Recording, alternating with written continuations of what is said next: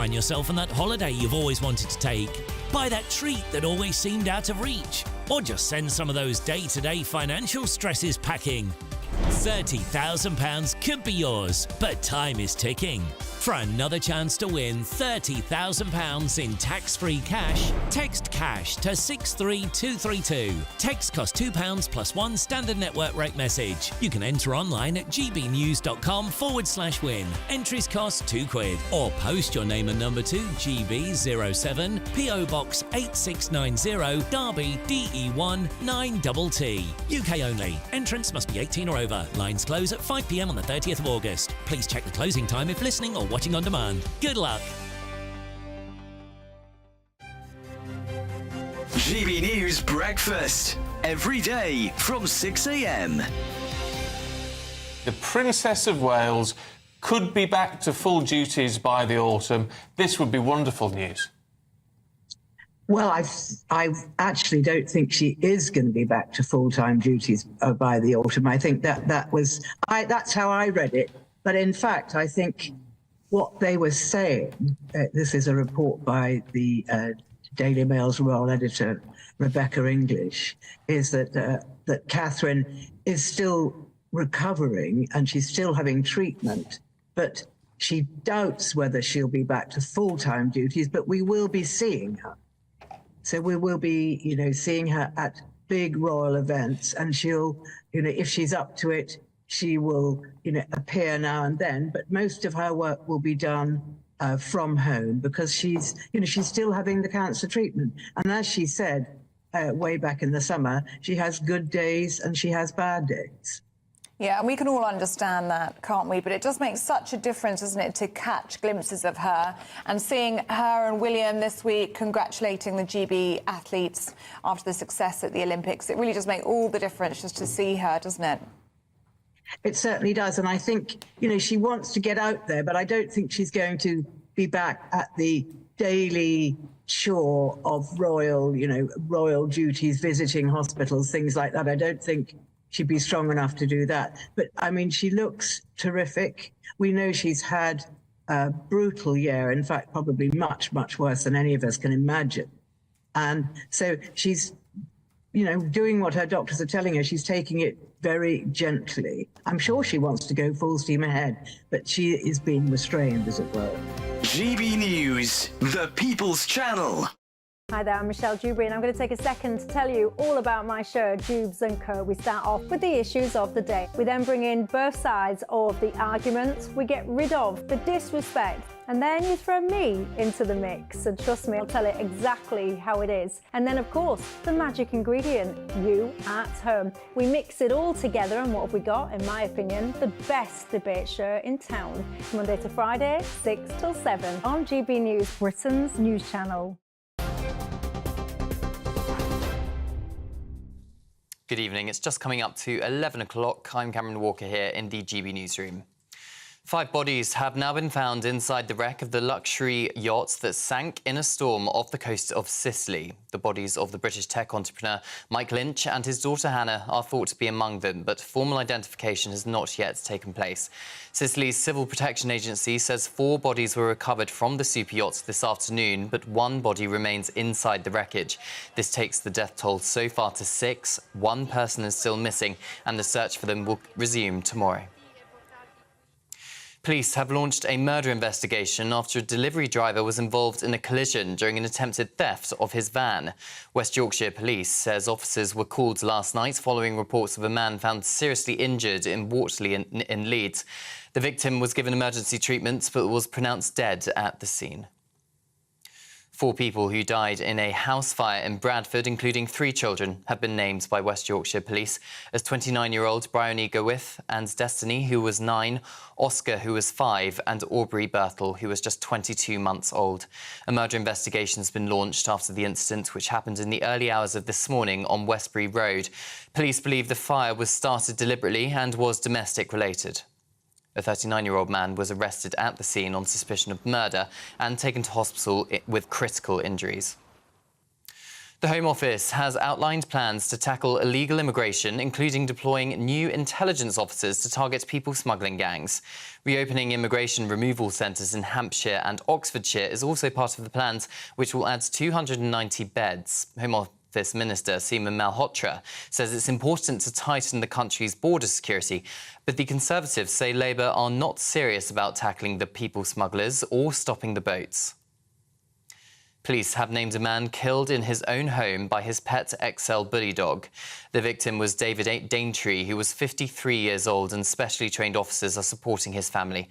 Emergency services were called last night to a house in Ashley Court in Accrington, Lancashire, after reports of a dog attacking somebody inside. The XL bully was shot dead by police, who claims the dog still posed a significant risk to others. An investigation is ongoing. And Taylor Swift, she's made Wembley Stadium history as she becomes the first solo artist to perform at the venue 8 times in a single tour. The pop superstar closed out the European leg of her Eras tour yesterday with a packed show featuring special guests as she broke the record previously held by Michael Jackson for his Bad tour in 1988. Well, those are the latest GB News headlines for now. I'm Cameron Walker. Now it's time for Headliners. For the very latest GB News direct to your smartphone, sign up to News Alerts by scanning the QR code or go to gbnews.com/alerts.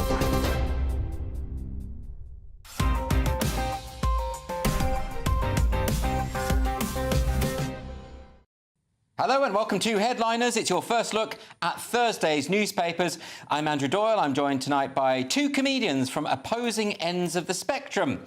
I won't say which spectrum. It's Lewis Schaefer and Nick Dixon. Are you both happy and full of joy? No. No? And why is that, Lewis? You don't want to hear it. Nobody wants to hear about family problems, how your wife is like, your girlfriend is like just... This is the problem with you, Lewis. When people say to you, how are you? It's just a pleasantry. And you go off on a big lecture. Well, they don't care. I'm punishing them for not caring about me. Nick, are you happy? I'm great. I've just been on a holiday. Yes, where did you go? Oh, nowhere. Nowhere is the best My destination. holiday was typical, Andrew. I, did weights, 5-mile runs. I read about cyclical history theory and the inevitability of civilizational collapse. Just a normal holiday. What a lovely holiday. You should try a John Grisham, though. Anyway, let's move on and have a look at the front covers of Thursday's newspapers. We've got the Daily Mail, who are leading with Super Yacht Hope Lost as divers find 5 bodies. The Daily Telegraph is running with Alzheimer's wonder drug is given the go-ahead. And The Guardian has UK police threaten extraditions to tackle sextortion criminals. The Eye has got Labour has no real plan to fix UK sewage crisis. Sharkey warns that'll be Fergal Sharkey of the undertones. The Times has got divers find 5 bodies in wreck of super yacht. Finally, the Daily Star, some nonsense about a python and a toilet. Those were your front pages.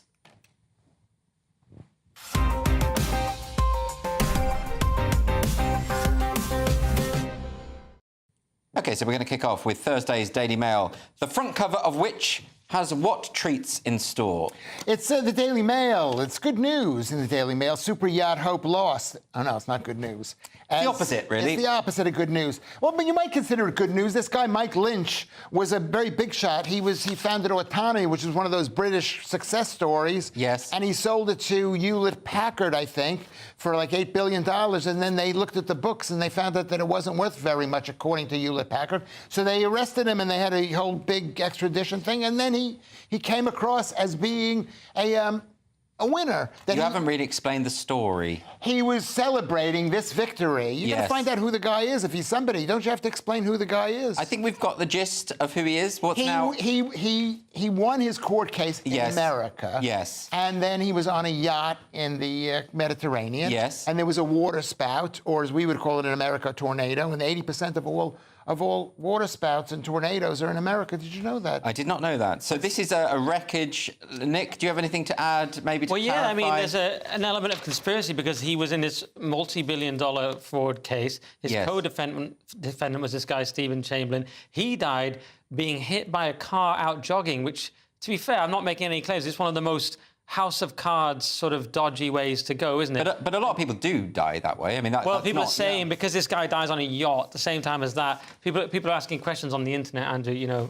They will do inevitably, though, won't they? I mean, there's pretty much nothing that can happen these days that isn't put down to conspiracies. Well, being hit by a car, first of all, the guy was running, and you should not running. It's totally unsafe, even if you're not hit by a car. Especially if you've just been in a massive multi-billion fraud case. And that you've just won, and you're probably just so happy. Why would you go running anyway? Well, let's move on before Lewis takes us down a particularly deep rabbit hole. We're going to go to the front page of Thursday's Guardian. Nick, what have they got? They've got UK police threaten extraditions to tackle sextortion criminals. What is sextortion? It's this horrible thing where you trick, for example, teenagers into sending intimate pictures of them, and then you blackmail them of themselves, then you blackmail them. Yes. And in 2 cases, people have actually killed themselves related to this, or probably many cases, but they mentioned 2 here. So it's absolutely disgusting.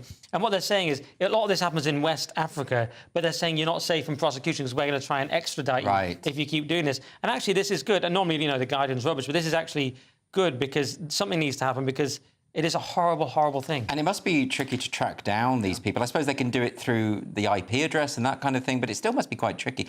But this is a very common thing now, isn't it? People sort of manipulating and tricking people into sexual activity online or whatever it might be. I think it's always been this way. Yeah. But I think the worst thing about it is, and Nick hasn't really pointed it out, it's just the government of this country now, the Labour government. They want to go to everywhere in the entire world, and they want to go everywhere and just sue and just arrest people. Yeah, but this is for an actual crime. I mean, the government were talking about we're going to tackle people like Elon Musk for supposedly stirring racial hatred on the basis of very little evidence, as far as I can see. But that's different. That's them trying to police the world's language. But this is about an actual crime. This is people killing our teenagers. A guy in South London, there was a guy in Dunblane. These are foreign people tricking teenagers into killing themselves. So it's a very different proposition. I'm not saying I'm against it. I wouldn't be against it if if they weren't doing what they're doing. Keir Starmer is one of the most malevolent forces. One of the most malevolent forces. You should see my tweet. I've done a whole. You don't think it's incompetence rather than malevolence? No. Well, you know what Ben Shapiro always says: you got to believe it's incompetence first. You go with incompetent first. I think that's right. I don't think he is. I think he's a commie. Well, I mean, he is a Trotskyist. He is Stalin. There's no getting around that. Yeah. Okay. Well, let's move on to the. I haven't read Nick's tweet. You should. Many people are talking about. Well, let's not publicise tweets at the moment, because I did a very good one about a Dashan the other day. Oh. Let's move on, though, to the cover of the Telegraph on Thursday. What we got? Alzheimer's wonder drug is given the go-ahead, and this is in the Daily Telegraph, which is not the Times. The Times is the country's largest drug pusher, and they want to push drugs. This is a $26,000 a year drugs to eliminate or to reduce the amyloid proteins in the brain. But this is a news story, Lewis, about this breakthrough drug. Yes. Any allegation that you're suggesting that the drug company has paid the Telegraph to promote this is just simply unfounded. No, I'm not saying that. I didn't say that they're paid to it. I think. Well, you insinuated quite strongly. No, I think they're all in it together. They're all. The whole thing. The press. Oh, well, that's all right then. No, it's just a massive conspiracy. Yes, I would say this is a conspiracy. Yeah, they're all in it together. They're all in it. Isn't this just rather good news? That if there is a drug, because Alzheimer's is a horrible condition, and if there is a drug that could potentially help people in this terrible situation. It is not good news. Why? Because number one, first of all, any of these drugs are not good news. This drug has side effects of brain swelling and bleeding. It costs all drugs have side effects. Yes, exactly, which is why there should be no drugs. I'm sounding right. You know what? I'm Nick, so mad at you. Should there be no... You're so mad at me. What are you mad at me You're mad at me by, no other house asks the questions like you're asking. They don't get to the bottom of it. They just go, Lewis is being funny. And then they let it go. But so I'm making a mistake by probing a little too much. Yeah, maybe. You don't like being probed. Well, I didn't say that. Where do you think his adverse reactions to drugs came from? Well, there we go. It was there we go. Incident. But then, Nick, Alzheimer's does affect a lot of people. It's really horrible. Of course, and there's a 27% decline it showed in sufferers, so that's massive. And yeah, the brain swelling didn't sound great, but if it can make a difference, horrible disease. So yes, I think it is actually good news. It's one of those things, isn't it, that you do take the risk. If there are risky side effects, if you have a condition of that severity, you do. People were put off by the obscene pushing of this sort of questionable vaccine during COVID, but I think it doesn't mean all medicines don't work, which is Lewis's position. Well, Lewis, but can I just say... You also say you shouldn't wash your hair or brush your teeth. I don't think you should. No, you don't need to. When you eat an all-meat diet, you don't need to brush your teeth. Well, or wash some would your disagree. Hair. Well, people who you're not going to no kisses for you tonight. The point. Oh no. The point is that Nick says it's a 27% decrease. Yeah. And is it a 27%? It's not really my idea. Is it a 27% from the relative risk or whatever the other risk is? We don't know what the real. You're thinking 27%. That's huge, but it could be just an ever so slight, like with the way cholesterol drugs work, which is minor. 27% sounds like quite a lot. I know. Well, that's what they do. It's probably a lie. I think 26,000 I think it sounds pretty good to me. We're going to move on to this. This is the Daily Star. Utter nonsense, as usual. Well, it's Python bit my ghoulies while I was on the bog, but now I'll get to the story, which is... which I hate these stories because as long as you try and forget them, because as long as you remember them, you can't actually go to the loo because you're thinking about a python coming out. No, but what country is this in? Because if it's some exotic country where... It could, well, they have pythons in Scotland. I think there are some pythons in Inverness, or is that monster? Some kind of monster. This is in Inverness. Is it doesn't say because it's on the. You haven't got the whole story. We don't know what the story. The thing is, anyway. pythons do not linger in toilets. They wouldn't enjoy that. Well, I think they would drown. Aren't they underwater? It's in and out, and it's not lingering. It gets in and out. It does the job. But are they underwater? The toilet is in the water. This is one of the oldest urban myths, that there are snakes and crocodiles in the toilet and that kind of thing. The Daily Star must really be desperate at the moment, just recycling these urban myths. You know what? I believe this way more than I believe anything in the Daily Telegraph. Well, this actually makes sense to me. Well, there we go. Those are our front pages done. But do join us after the break. We're going to be talking about Robert F. Kennedy and Starmer F's Britain. See you in 2. Just go with... This is GB News, Britain's news channel. Now, this isn't a royal tour, obviously, because they've stepped away from their royal duties. What do we make of how this is being handled out in Colombia with Harry and Meghan? Good afternoon, Dawn. A pleasure to be with you. The couple have had 3 layers of security around them. The big, beefy ex-military boys, who are the bodyguards, close protection. Then there's the outer circle of uniformed police, and then mingling in the crowds, undercover police spotting any trouble. And they've been travelling around the country in a convoy of bulletproof cars with a couple of ambulances in the convoy. When you look at this tour, and as you say, it's the Do It Our Way semi-royal tour of Colombia, the Sussexes in South America. What you can say is the star of the show has definitely been Meghan, and there we see her. She's been wearing many thousands of pesos worth of outfits while she's there, smiling, as you can see, all the time. I mean, she is very much to the palace born, and this is the greatest role she's ever played, and she's playing it to the hilt. I must say that the prince, sometimes he looks a little bit doubtful, a little bit diffident, but then he warms up when he meets the children or he meets the wounded veterans who will be taking part in his Invictus Games. It's a strange thing they've done because, as you say, it's not a royal tour, it's doing it their way. I think at the end of it, they will think that they've had a great success, and I'm sure that the left-wing government of Colombia will relish the little bit of royal stardust that Meghan, among other, with her husband, have brought to the regime. GB News, the People's Channel. Join me, Nana Akwe, for an informative, interactive news programme with a difference. It's fun. It's true. You're not wrong. No one will be cancelled. Lovely. Join me from 3 p.m. every weekend, only on GB News, Britain's news channel.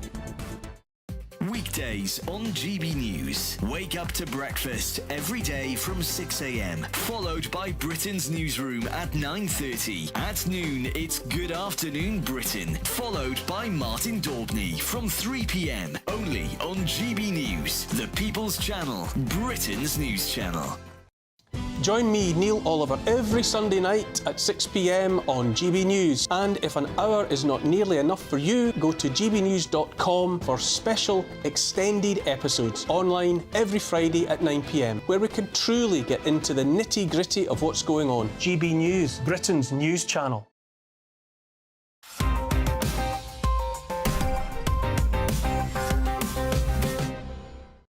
Welcome back to Headliners, your first look at Thursday's newspapers. I'm Andrew Doyle. I'm still joined by the nation's mad uncle, Lewis Schaefer, and the nation's middle child, Nick Dixon. We're going to kick off with Thursday's Mail, and we've solved the issue of prison overcrowding. We're giving up on arresting people.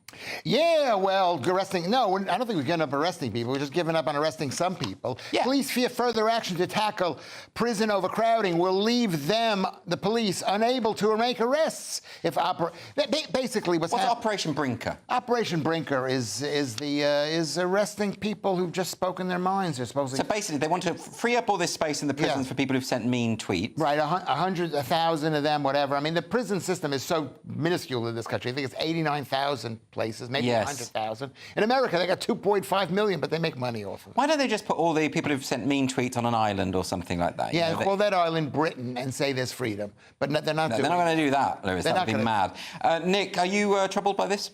I'm very troubled by it. I mean, maybe if you want to solve the prison problem, don't have political prisoners would be a good start. I remember a while ago, I made I said a phrase that became famous on the show, the apotheosis of anarcho-tyranny. But I spoke too soon because we've reached whole new levels of anarcho-tyranny. What Starmer's doing, as we all know, he's putting enemies of the regime in prison for absurd lengths of time. Yeah. These 3-year sentences and so on, no suspended, go directly to jail.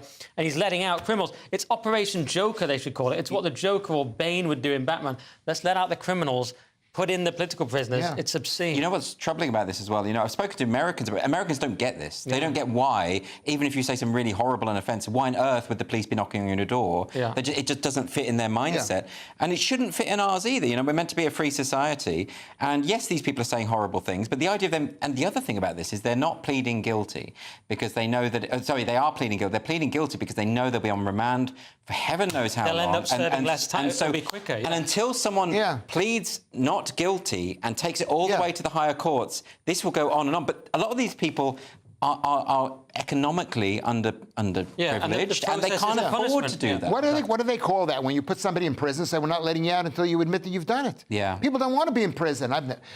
Whatever.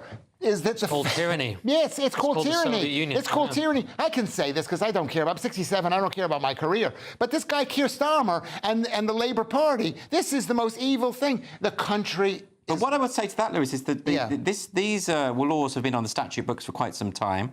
The Tories did absolutely nothing. In fact, the Tories were supportive of this kind of hate speech law. And they were supportive of clamping down on protests. You know, this is not a partisan issue. I just think that Labour is taking all of the Tories' worst ideas and ramping them up to 11. I agree with you. And someone should call in, you know, it should go to the Supreme Court. This is a First Amendment violation. And people have the Second Amendment here, so they can... but we have a Supreme Court that was set up by New Labour, which doesn't necessarily have the... And then what about the First Amendment? We don't have it. We have an uncodified constitution that is based on precedent. What does that mean? It's feeling very uncodified right now. If it's uncodified, it means this country does not have a constitution. In an earlier period, you're dominating too much, Lewis. In an earlier period, in an earlier period of the neocons, they would send in troops to try and install democracy in this country. Don't you think? Your country would send in people to say, we need to try and get democracy in this, because Starmer's completely anti-democratic, we know. It's very, very sad. OK, we're going to move on now to Thursday's Telegraph. And Nick, is there a bulge in the taxman's pocket, or is he just happy to see you? That's quite funny. So taxman pockets record $3 billion from NHS backlog. I don't think it's an individual man, Andrew, but it's basically what it is. There's these insurance premiums on private healthcare, and they are taxed, and people don't necessarily realise how much they're taxed. It's called a hidden in plain sight tax because they're not realising they're paying 12% on health policies with a higher 20% rate for other types of insurance. And people are doing this, of course, because of the obscene backlogs, which has got to 7.6 million in June. And the problem with this is now Labour may, which probably means will, because they're not going to not take more tax money. There's fears that Labour may raise the rate of this IPT, which is insurance premium tax. And the problem is with that is people then come out of private and they'll put pressure on the NHS. Right. Lewis, what do you think? Well, 95% of all medical treatment is unnecessary. And I knew you were going to say that. Well, I think it has to be... Can't you focus on the story rather than your crazy Lewis has these basic heuristics that just solve almost everything. Yeah. Well, I've seen it myself. People are watching. Look at how great I look. I look amazing. You should have seen me 7 years ago, 5 years ago. I was like fat and bloated. I had diabetes. You sound like gout. One of those adverts late at night. I was fat and bloated. I had diabetes. Yes. But now I don't brush my teeth. But Lewis, you don't brush your teeth. Your cholesterol is through the roof. Yeah. You're only eating the corpses of livestock. Yeah, That's no all you water. eat. Yeah, water corpses of dehydrates you. livestock. You're not even cooking the livestock. Raw. You're not even Raw. shaving the livestock. You're just Your eating. diet is the same as Gollum's. Yeah, you are. Raw, Exactly what wriggling it is. fish. You're like Schmeagol. Maybe there's a reason for that. And I don't even want to tell people you're a vegetarian because it's so nasty. It is. You're It is nastiest. terrible. You're not a vegan, though. It's actually worse. What is it worse? No, it's not Worse worse. than Lewis Schaefer, yeah. It's worse. You just don't like the sight of me munching on pak choy. Because it's not healthy. I do no exercise. Feel the muscle. We know that. Look at how... Well, now that Lewis has completely derailed that, so we actually forgot about the story we were meant to be covering, we're going to move on to Thursday's Times, Lewis, and SNP are sick of your kind. Well, I'm sick of SNP. I was sick before they started hating the Jews. Anyway, brother of Scott killed by Hamas accuses SNP. Why do you say it like that? Hamas. That sounds like the musical of it, I think with an they'd be exclamation happy. mark. He's talking about what you eat, Andrew, with your carrots. Hummus. That's hummus. That's hummus. Now look, so this is this is a guy whose brother very sadly and tragically was murdered, I should say, by Hamas psychopaths. And Hamas is psychopath. Well, yeah, that's right. Okay. And Humza Yusuf did go to the funeral. He's now accused him of Jew washing, that this was like a PR stunt to cover up. What I mean, do you think that's fair? Do I think it's a Jew stunt? I don't know. I don't like that term Jew stunt because even I don't understand it, but I can understand it. This was his stunt. This was his phrase. because the truth is that the guy. He hates everybody. He's Scottish. I've been to Scotland. There's not enough sun. It's too much rain. Yeah, it's a vitamin D deficiency. Yeah, kind of thing, and their diet is horrible. So probably he's filled with hate. The fact is, people hate the Jews. That shouldn't bother the people who are watching out there. Don't care if they hate the Jews because you're not Jewish, so don't care. Of course, they're coming in. Well, I dispute that. I mean, I don't. Nick doesn't.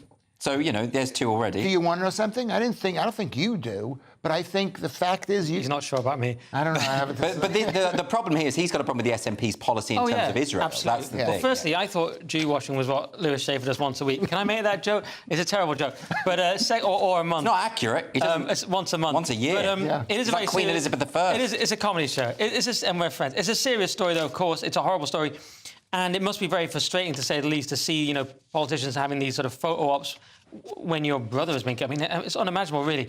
And as he points out here, there's no similar thing for other nations. He goes, I didn't hear any such calls for his resignation with when they met the Turkish, the guy from Turkey. He's basically saying he doesn't care about Turkey's oppression of Kurds. He doesn't care about China. We should clarify. It's only Israel. This is the SNP suspending diplomatic relations with Israel, and that's what he's upset about. And that's why he's saying retrospectively the fact that you were at my brother's funeral was a kind of. And now you're suspending the thing. Yeah, exactly. Right. So that's you can understand, obviously, his grief, and you can understand his scepticism, but I don't think we can be secure and say that the SNP have an anti-Jewish stance. I think that's unfair. I think we can.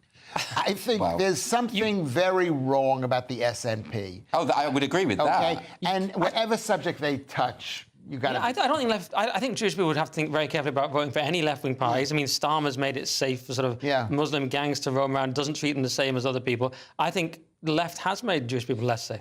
OK, we're going to move on to the iNews now, Nick. And a dangerous communist government are going unchecked, and so are China. Yes, that's sadly true. Funny but true. Yeah, Treasury and Foreign Office resisting crackdown on China influence in UK.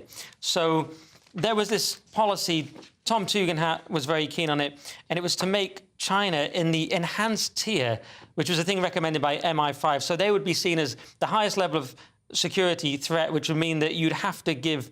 If you were working for the Chinese government, you'd have to sign up for this FIRS thing, which is Foreign Influence Registration Scheme. But what Labour apparently want to do is kind of reduce the threat to just political influence level, which is sort of a less severe level. And it's a bit of a strange, it's like a softening on China, which, as your link sort of implies, maybe it's not surprising, because apparently Xi wants to meet up with Starmer for some tips on how to oppress his people. Yeah, very funny. Lewis? I think we should be concerned about China, but there are much more dangerous people who are living right in this country that we should be concerned about. We should be concerned about China. Yeah, even me. Yeah. You could say me. I'm on your TV saying horrible things. I'm sorry for that. Yeah. And you could tweet me if you want to tweet me and tell me I'm saying horrible things. Or you could agree with me, Lewis Schaefer, at Lewis Schaefer. What a place to get a plug. I know. In. We're talking about Chinese politics, and you talk about your Twitter account. Because at the end of the day, it's China. And China...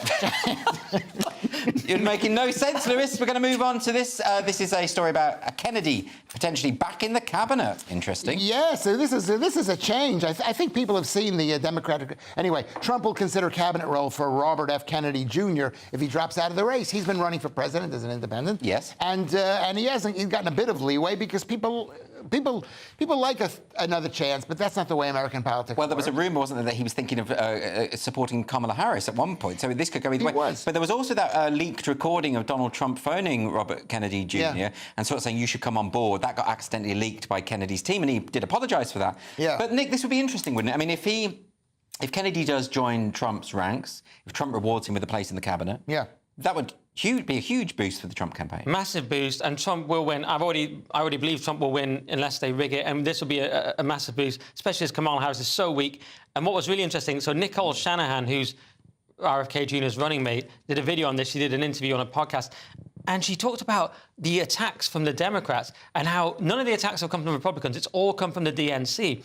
And she said they use lawfare against them. They sue them. They put plants into their campaign. She said this was clear choice, they're called. They spent millions on taking out RFK Jr. And she even went as far as saying the Democrats have corrupted our fair and free democracy. Yes. So she's completely disillusioned by the behaviour of these corrupt Democrats, as she puts it. So now they are naturally thinking about switching, and because they don't want to. It's whether RFK Jr. can win, which basically he can't. Yes. So he doesn't want to block Trump. They take more votes from Trump than they do from the Democrats. So they're very concerned about these sort of horrendous, corrupt Democrats winning and turning America communist. I'm paraphrasing there. So they're going to back Trump. And I've heard rumours he could be Attorney General. I don't know if that will happen. But it's some sort of role with Trump. Of course, we've had this before, haven't we, Lewis? We had an independent run and sort of split the vote. There's always an independent that always takes votes away, and people make a conscious decision. So you can't... This guy is Mr. King Democrat's brother. No, King Democrat's brother's son. Yes. His father was Robert F. Kennedy. And the Democrats, you hate, whatever you think about the Democrats, they're murderers. Is that I think that's a bit much. It would be interesting to see. Well, the CIA practically admitted that they killed Kennedy in 1963. They absolutely did not admit RFK, well, you can check that. We can say is that RFK Jr. believes the CIA were involved in his father's murder. He does say that. But imagine Trump and RFK get in and release the files. I mean, they both better get extra security. That's all I'm saying. I mean, this is very, very interesting because Trump has said he will... last time Trump was in, he said he would release the files and he didn't. Now he said that he will. I just think that needs to be put to bed, obviously. But, we do have to emphasise the CIA absolutely have not admitted to that. That's just a lie. It's like that isn't the law. Well, where did they admit this in your mind? Donald Trump told me on a TV. I don't know. I don't remember. Don't take what I say. I'm just as we would say, a schmo on the TV. Is that the Democrats and I was a Democrat. But the first person I ever voted for was Jimmy Carter. That's how old he is. No. I thought it was Abraham Lincoln. Jimmy Carter. It was Jimmy Carter. No, he didn't vote for Lincoln. He didn't like his beard. Although he probably was killed by the CIA. Yeah. But I think Lincoln was killed by the CIA. I think we can say that quite conclusively. 1960, Lyndon Johnson orchestrated a win for the Democrats. 1960, 1963, the Kennedy thing. 1968. This stuff... dodgy. The whole thing, not 1968, but the whole thing is these people are dodgy. You just got to watch the DNC. All right, well, if you want to learn more about American history, just check out Lewis's Twitter account. No, I don't put any That's the end of part 2, but do come back for part 3. We're going to be hearing about China's anti-feminist video games and children being slut-shamed, apparently, so don't go anywhere. Is that... Hi there, time for the latest forecast from the Met Office for GB News. An unsettled 36 to 48-hour period to come for many parts of the UK. A series of low-pressure systems queuing up to arrive from the Atlantic. One heading towards Iceland, another one containing the remnants of ex-Hurricane Ernesto. That means, although it's a fairly typical area of low pressure that we see in the North Atlantic at this time of year, it does contain air of tropical origins and a lot of moisture. All that moisture will be dumped over western Scotland, northwest England, parts of Wales and Northern Ireland overnight. And the winds will pick up as well with gales, 50 to 60 mile-per-hour wind gusts around the Irish Sea coast first thing Thursday, as well as the hills of North Wales, Northern England and southern Scotland could cause some transport disruption during the Thursday morning period. Drier towards the southeast, a lot of cloud around and a breezy start to the day, but the wet weather pushing into southwest England, Wales and northwest Scotland, and having dumped 100 to 150 millimetres of rain over the hills of western Scotland, there's the risk of disruption during Thursday morning, even as that clears away, the risk of localised flooding. Now, brighter skies do return to Scotland and Northern Ireland, although with a scattering of showers moving in from the west, whilst the frontal system pushes southeastwards as a weakening feature, no more than a few dribs and drabs of rain by the time it gets to the southeast of England on Thursday afternoon. Otherwise, sunshine late on across Wales, the Midlands and northern England, but the same can't be said for Friday. A very unsettled start to the day, wet and windy once again as another low moves across the UK. It does pull through quickly and brighter skies once again into the afternoon, but with further showers coming into the northwest, and that sets the scene for the bank holiday weekend. Now, for England, Wales and Northern Ireland, it is a bank holiday and we can expect a mix of sunny spells and showers. Welcome to State of the Nation, daily plunge into the stories shaping our country. I'm Jacob Rees-Mogg, and Monday to Thursday we bring you the insights, the facts, the truth about how our country is being governed. Because what happens in Downing Street matters down your street. Tune in to State of the Nation every Monday to Thursday, 8 to 9 o'clock. Only on GB News, the People's Channel, Britain's news channel. Join me, Camilla Tominey, for a frank and honest discussion with those in power that cuts through the spin and gets to the heart of the issues shaping our nation. You haven't confirmed that you want to stand as leader, but you haven't ruled it out either. This report basically says that he's not fit to stand trial. Is he indecisive? Incompetent? I deliver the dose of reality Westminster needs. That's the Camilla Tominey Show at 9:30 every Sunday on GB News, the People's Channel, Britain's news channel.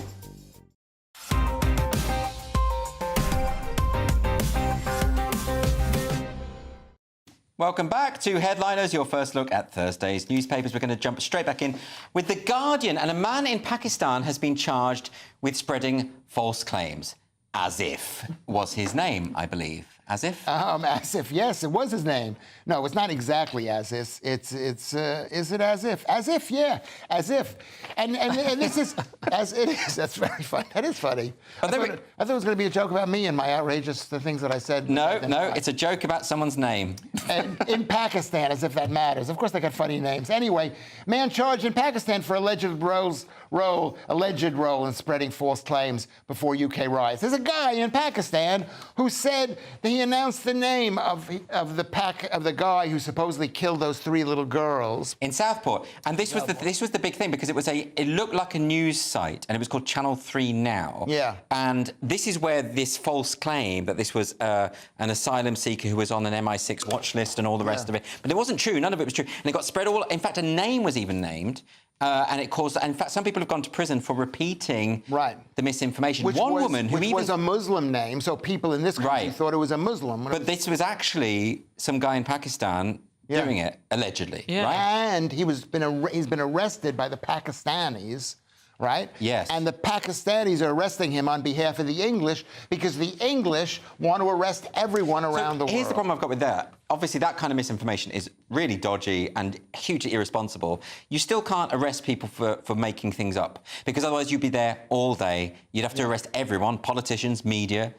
You know, where do you stop? Yeah, I tend to agree. But I also think it's fascinating that the British people were blamed and the so-called far right was blamed for spreading misinformation. But it comes from Pakistan, so that is actually significant. It's a bit like the Euros, where there's all this.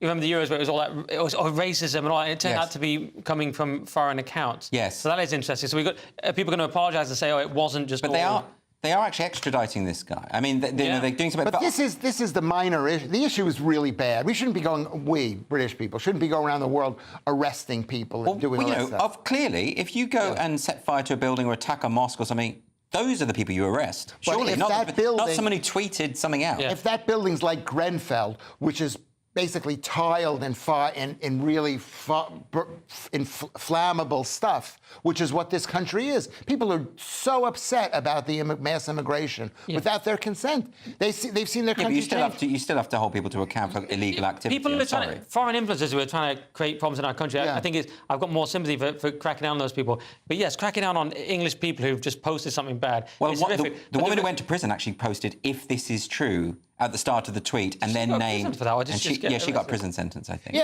it's the scary point stuff. is, it's the government of this country which refuses to take responsibility as part of the Well, that's a different conversation. Along with the useless Tories for letting anybody. Nick, final word for you. The regime are terrified about Musk's X because it is a massive threat to them. They can't control it. Even Musk can't control it. It's a radical new thing. It's like the Gutenberg press. It's like the internet itself. And the regime are terrified. Yeah, and maybe that was the last point. They're upset. They're upset with what's going on in Pakistan because they give Pakistan so much money they can control Pakistan. They're not going to be able to control America when Donald Trump is there. He's going to tell them to.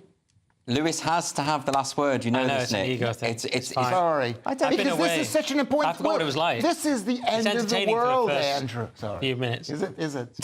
Let's not fall out over it. Let's just deal with it. Move on now to the Times. Chinese video game has denounced feminism. So, what's going on, Nick? I don't really know. It's China's global hit video game says yes to fun but no feminism. Why is your knee touching my knee? That's Lewis, not allowed in the stop touching workplace. Nick's knee. So this game is called Black Myth Wukong.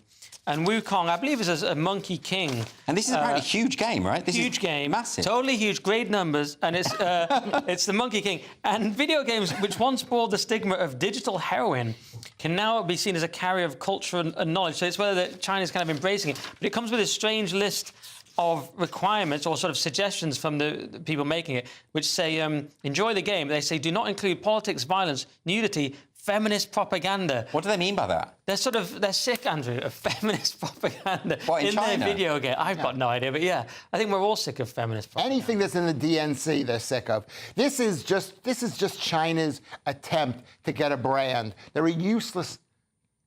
Sorry. Is that China... What were you going to say there, Lewis? I was going to say something bad about China. It's a lovely country, but the truth is the communist regime is turning into uselessness. They had a bit of openness. I think you're perfectly entitled to criticise the communist regime, the CCP. Yeah. But I don't think you can say China as a country is useless. Why can't... Well, I'm saying they have no brands. This is the first bit of branding, and it's not going to last. OK. What name a Chinese... Andrew, you're smart. Yeah. Name a Chinese brand. A Chinese brand of what? Of anything. Alibaba, that's massive. Alibaba, one thing. And well, they're just immediately past the China. No, but you haven't named, like, there's no Chinese car, there's no Chinese... Oh, I see what you mean. There's nothing... What about Confucius?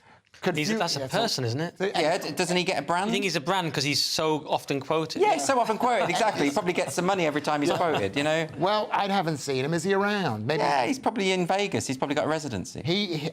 China is in trouble. This is what people shouldn't be afraid of because China's about to go bankrupt. But it's not the Chinese people's fault. The so-called Lao Beijing, which I love because it means old 100 names. They're the kind of populist people. That's the everyman in China. It's the oppression of the CCP. That's the issue. Yeah, yes, right. it is. Well, let's move on to the Telegraph now. And our taxes are funding Chinese opera. Finally, a policy I can agree with. Yeah, this is in the Telegraph. Taxpayers fund Chinese opera as foreign aid handed to overseas regions richer than parts of the UK. This was done by the Institute of Economic Affairs, and I think they just want to say that we're wasting our money. Britain is no longer a rich country. Britain is 1/3 poorer than America, or maybe 50% poorer than America. There's these stats that we are poorer than the poorest state in America, which is Mississippi, and we're poorer than all of it. And that's really bad. That's really bad. Think of Mississippi. Those people are in little huts. Chinese opera. That sounds to me like a decent investment, though. What do you make? No, they supported an all-female opera.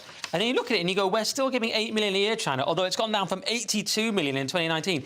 Even though they've got way more money than us. It's absolutely insane. The second largest economy. But it isn't even that. Even if the country's rich, why are we giving them the money? Why are we giving them money? They're our enemy. We're We're poor here. We're dirt poor. Look at most of the country, dirt poor. One reason people, not the sole reason, immigration is the main reason, but one of the reasons for unrest is people are poor, their wages haven't gone up. And we're giving money to cycle lanes in Mexico and road schemes in Malaysia. But we're the third world. We're almost a third world country now. If you speak to poor people, people on the poverty line, they will be pleased that money is going to Chinese opera because they recognise the value of that medium. Don't you think? I think people on your poverty line, not people on my poverty line doesn't. I think it's money well spent. Let's move on to The Independent now. And this is quite a disturbing story about A PR disaster. Who's got this? Yeah, it's Zara's latest PR disaster. I know we're all big fans of Zara. Shows a much more disturbing high street trend. So what it is, it's Zara's a shop, it's right? It's a shop. That sells clothes. Female clothes. Is that what they're called? Female clothes. I'm calling them female. The clothes themselves wish to identify as female. I've been on holiday, all right? I'm making still more sense than Louis Schaefer, but not as much as I normally garments. do. Woman, yeah. I don't know. We all stay away from women here. Feminine attire. You for different reasons, but we all have our reasons for staying away from women. So what has Zara done? They've done something actually quite gross. They had clothes for children, and they're going around saying the perfect snack or take a bite, and they show 2 halves of a cut strawberry. It is disgusting. Well, that's the logo on the shirt, right? They had to. It's a child shirt. They had to pull the item. Yeah. It's much like Balenciaga, where it's brought in that kind of disgusting satanic stuff. It's always this push towards sexualising children, which is disgusting, and we should resist. But are you sure that's what they were doing? Because, I mean, they're saying, look, it was just a picture of a strawberry saying, take a bite, take a snack. Yeah. It's about how fun it is to eat strawberries. I mean, that's not necessarily sexual. I mean, I would agree that there have been some clearly sexualised things for girls in various stores. Even the fact that Marks and Spencer's had a hijab for girls at the age of 3. I mean, that implies that there's something sexual about 3-year-old girls, doesn't it, if you're covering their hair? No, so, I think you should take that back, because that whatever is being done is fine. And anyway, I don't even know... Is that just for balance? I don't even know why we're worried about this. Soon everyone's going to be wearing whatever. But Zara are saying that it wasn't deliberately sexualised, but they understand why people have interpreted it as being so. We've all seen that. I remember I was in... first of all, I know all about this because my father was a patent and trademark lawyer. OK. On that note, we're going to go. We've got one more section to go, but please do come back after the break to find out about Shakespeare's hidden passage. Don't go anywhere. Sunday with Michael Portillo from 11, only on GB News. John Steinbeck once said of his 1939 novel, The Grapes of Wrath, that he intended to rip a reader's nerves to rags. Well, GB News sent its famously delicate Stefan Kyriazis to see an adaptation of the work in a London theatre, and somehow he's made it into the studio today. Give people a tiny background about The Grapes of Wrath. I mean, it's about the Depression, isn't it? Yes, it's the Great Plains, which were absolutely ravaged by droughts. They'd completely overfarmed the topsoil, so they had all these huge dust storms, and basically the farms were worthless. So they reckon in the 1930s, about 3.5 million people left this huge central agrarian area of America. And this is a very poor, white working region. Often, many of them headed for the coast to California to this dream of orange groves, white houses, plentiful work. And we focus in on the Joad family. Very poor, very working class. Tom Joad has just got out of prison for homicide in self-defence, and he's played by one of the Treadaways, Luke Treadaway, who I confused with his twin Harry. Understandably. They are identical. And so they pack everything into this kind of old-fashioned jalopy. It's a bit like Beverly Hillbillies, but not humorous. And I think there's about 13 people crammed, hanging off the sides, and they embark on this odyssey across the country. So there's all these huge themes about migration, about prejudice. They are viewed as an underclass by other Americans. So although they're migrants, they're not quite immigrants, but they're treated very poorly, as almost subhuman. When they get there, the dream turns out to be false, the pay is terrible, and then very often when they take the job the next day, the pay is halved. It's a terrible life. It's a very angry novel. It's an angry, dark novel. GB News, the People's Channel. If you want your news to be straight talking... This is the nightmare for the Conservatives again. Down to earth. It's not just Nottingham where this is happening, is it? And most importantly, honest. Hard-working, middle-class taxpayers, they'll get their book thrown at them. Then catch me, Martin Daubney, Monday to Friday, 3 till 6 p.m. on GB News, Britain's news channel. Every Saturday, 10 till 12, we'll bring you all of the news that you need to know. We'll also remind you that there is so much to smile about. It's my favourite time of the week. I get to relax, enjoy some light-hearted stories, and let Ellie teach me about fashion too. That's Saturday Morning Live, every Saturday, 10 till 12. Only on GB News, Britain's news channel. We're proud to be GB News, the People's Channel, and as you know, we always love to hear your views. Now, there's a new way of getting in touch with us at gbnews.com/yoursay. By commenting, you can be part of a live conversation and join our GB News community. You can even talk to me, Bev Turner, or any of the members of the GB News family.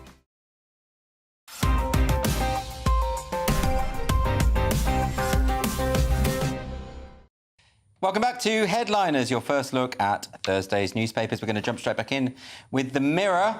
This piece of history is shrouded in mystery. Oh, okay. This is massively significant. It's atheists who tried to prove Shroud of Turin was fake becomes Christian after alarming evidence. And this is David Rolfe, who made a whole film about it, thinking, oh, I'm an atheist, I'll prove this nonsense wrong. And in case you don't know what the Shroud of Turin is, it's the shroud that was allegedly on Jesus in the tomb, and it's Peter put linen on him. It's there in Luke 24:12 from memory.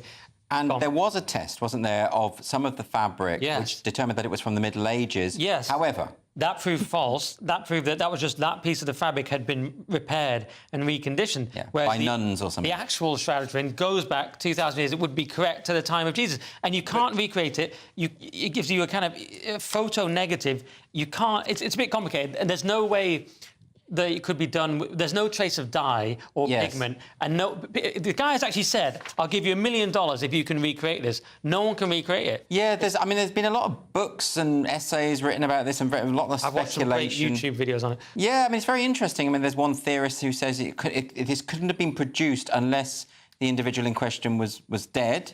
And so this is these wounds and things. They markings match the. Yeah, they match precisely the stigmata and all the rest of it. I mean, where do you stand on this, Lewis? Well, since I studied under Samuel Samwell from the University of Cincinnati, I think something, is that many years ago you learn a little bit about this stuff. It's all BS. There were millions of. I don't want to say anything bad about Christianity, because Christianity... Oh, what a surprise. You're poo-pooing Jesus. No one saw that coming. I'm poo-pooing Jesus. But, I mean, whatever it is... But does it matter? I mean, I would have thought that people who have faith in Christianity, they don't require this kind of evidence for that, do they? This guy said, I didn't want to believe. Yeah. And those are the people who are the most likely to fall for this kind of stuff. Do you believe that, Nick? Ludicrous sophistry. People who say, atheists are the people most likely to believe. What are those people? People who don't believe in those hypnotism. People who don't believe in hypnotism are the most easily hypnotized. Well, you can look that up. We can't get inside his brain. We don't really know. But it's an interesting story nonetheless. Lewis, The Express now, and to quote Shakespeare, all the world's a stage, but which way to the dressing room? Yes, that's funny. Archaeological breakthrough is doorway to Shakespeare's dressing room found in Norfolk. This is in King's Lynn, and Norfolk's one of the largest is it a county, I guess? County in Britain. And there's actually Shakespeare's Theatre. It's 600 years old. And the oldest. It's St. George's Guildhall King's. It's the oldest UK theatre. UK theatre. And they took and Shakespeare has been there. And so they took down some old stuff, and there was a passageway. So they said if Shakespeare was here at the time, he probably went. Shakespeare was here. I mean, it's a bit tenuous. I mean, they think that Shakespeare's theatre company was here during the plague years, because obviously they were outside of London at that time, and would have performed here. That being the case, I mean, the headline says a doorway to Shakespeare's dressing room. That's a bit misleading. It might have been a passageway to the place where the players would have got changed. Yeah, so it's not really big news. This is a non-story. It's like in America. Every single town on the East Coast has a building that says George Washington slept here. Well, I mean, in fact, in Oxford at the Pizza Express, they think Shakespeare stayed there because it used to be a hotel at the time, or an inn at the time that he was around. But that's so speculative. People love to do this sort of stuff. It is, and you know, but this was an actual theatre, though. The shocking thing, Tim Fitzhyam. Do you know that name? No. Isn't he a comedian from? We know this guy. Do we? Yes. I've never met this guy. You've mispronounced that. Nick, but this is, it's interesting archaeologically speaking. The fact that they found a hidden passage in an old theatre. That's interesting. Yeah, they're always trying to debunk stuff about Shakespeare, though, aren't they? Like that ridiculous claim that he didn't write any of the plays. Yeah, that is insane. They're always finding something new. What I love about that is when they say the Earl of Oxford wrote it, even though he died in 1604, which meant that he couldn't have possibly written any of the later plays, or unless he did it dead. You're kind of an expert on Shakespeare, aren't you? Yeah. You just mentioned all the world's a stage speech. That speech is based on the St. Augustine's idea of something like it's called the Sixth Age or something. The idea that the culture is gradually declining, getting worse, and then Jesus comes back at the end. And if the Shroud of Turin is true, that means he's correct, we're in a linear progression towards Jesus coming back. I knew you'd get the Shroud Whereas, back in. if he's wrong, then it's the cyclical mode of history where we have fall, we have collapses, and then it goes up again. Am I right, anyway, about what I just said about Shakespeare? Well... Although he gives it to Jacques, right? Jacques is a malcontent character, so it's actually... we might not be meant to agree with Jacques. Sorry, I got into it. More details on Nick's Can I Substack. defend Christianity? People are going to be watching this saying Louis Shaver's anti... I'm not pro-Christian, but Christians are our team. This country... Are we just now no longer focusing on the story? We're just... Well, that story, I didn't know what to say about that story. They found a bit of... They found a room. There was nothing to say about it, so I thought I'll go into some things I've been reading. No, fair enough. We're going to move on to the Telegraph now. Nick, people are abusing self-checkout machines. I always thought in those supermarkets, you're asking for trouble, aren't you? Because you're tempting people to be criminals. To quote Louis Schaefer, this makes me so angry. This is self-checkout shoppers admit they use tills to steal. And they're saying, yeah, people weigh things, they weigh the wrong item, they lie about it. Do they, though? Apparently they do. But apparently...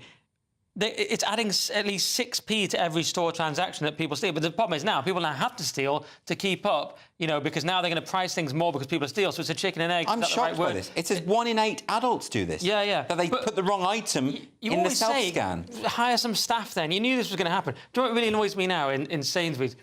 You're not allowed a bag. It's like, you're not allowed a bag. That would be too... You've got to punish you and make you not... Yeah. So you have to abandon your till, walk miles, try and find a bag. Then someone tries to start using your till. And they're saying they have to scan the bag themselves, which is inherently saying I'm going to steal, which I find insulting, because we're in a low-trust society. Now, that's the key phrase, isn't it? Lewis, are we in a low-trust society? I mean, why can't we have self-checkout without people, resorting to thievery? Well, 1 in 8 is not very high. I mean, it's pretty high. Seven aren't stealing. That's quite good. People, I would like to see 1 in 800 as a minimum. They're not thieves in this country. At least the real English people. But they are thieves. This is a country based on... Make your mind up. What are you talking about? I tell you the most fair play country in the world. We're known for it across the world. Yes. The British Empire. But I guarantee you, every English person has a... But I know. Lewis, don't you think it's depressing that people can't be trusted not to steal from supermarkets? I think it's outrageous. No, I don't think it's outrageous. I think because they're supermarkets, they're not owned by one guy. It's not Mr. Jones behind the counter or whatever, and so they feel that they can. I mean, I think it is. You stole that suit. You did steal that suit. You were boasting about it earlier. Anyway, look, the show is nearly over. Let's have another look at Thursday's front pages. The Daily Mail leading with super yacht Hope lost as divers find 5 bodies. The Daily Telegraph has got Alzheimer's wonder drug is given the go-ahead. The front cover of The Guardian is UK police threaten extraditions to tackle sextortion criminals. The Eye has got Labour has no real plan to fix UK sewage crisis. And The Times, divers find 5 bodies in wreck of super yacht. And the Daily Star, that nonsense about the python, which we discussed earlier. I apologise for that. That's it for tonight's show. Thanks ever so much to my guests, Lewis and to Nick. Headliners is back here tomorrow at 11 o'clock with Leo Kearse and Paul Cox and Kerry Marks. And if you're watching the 5 a.m. repeat, then do stick around because now it's time for breakfast. I'm sorry, That warm feeling inside from Boxed Boilers, sponsors of weather on GB News. Hi there, time for the latest forecast from the Met Office for GB News. An unsettled 36 to 48-hour period to come for many parts of the UK. A series of low-pressure systems queuing up to arrive from the Atlantic. One heading towards Iceland, another one containing the remnants of ex-Hurricane Ernesto. That means, although it's a fairly typical area of low pressure that we see in the North Atlantic at this time of year, it does contain air of tropical origins and a lot of moisture. All that moisture will be dumped over western Scotland, northwest England, parts of Wales and Northern Ireland overnight. And the winds will pick up as well with gales, 50 to 60 mile-per-hour wind gusts around the Irish Sea coast first thing Thursday, as well as the hills of North Wales, Northern England and southern Scotland could cause some transport disruption during the Thursday morning period.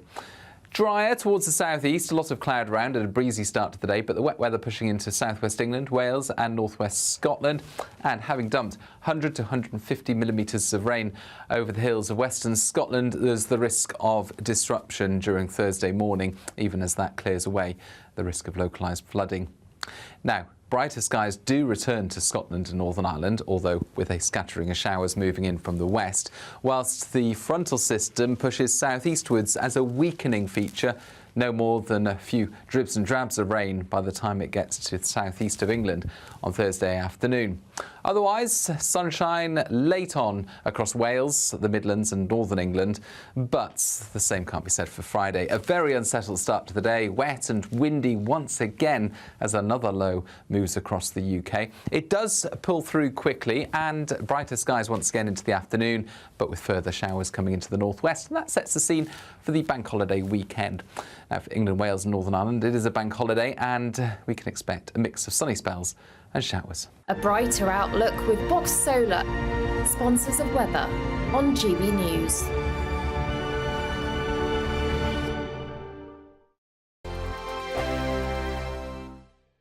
We could be calling you with the news that you've won our latest Great British giveaway, an incredible £30,000 in tax-free cash. Hi, I'm John from sunny North Yorkshire, and I've just won £20,000 in the GB News Great British giveaway. It didn't cost much to enter, but of course if you're not in, you can't win. And here I am, having won £20,000, and that's tax-free, so I'm rather pleased I did it. For another chance to win £30,000 in tax-free cash, text cash to 63232. Text costs £2 plus one standard network rate message. You can enter online at gbnews.com/win. Entries cost £2. Or post your name and number to GB07 PO Box 8690 Derby DE1 9TT. UK only. Entrance must be 18 or over. Lines close at 5 p.m. on the 30th of August. Please check the closing time if listening or watching on demand. Good luck. I'm Christopher Hope. From pop stars to politicians, I'll interview anybody in a pub who's got a political opinion. Join me every Friday on Spotify, Apple Podcasts, YouTube or gbnews.com, or wherever you get your podcasts. This is GB News, the People's Channel.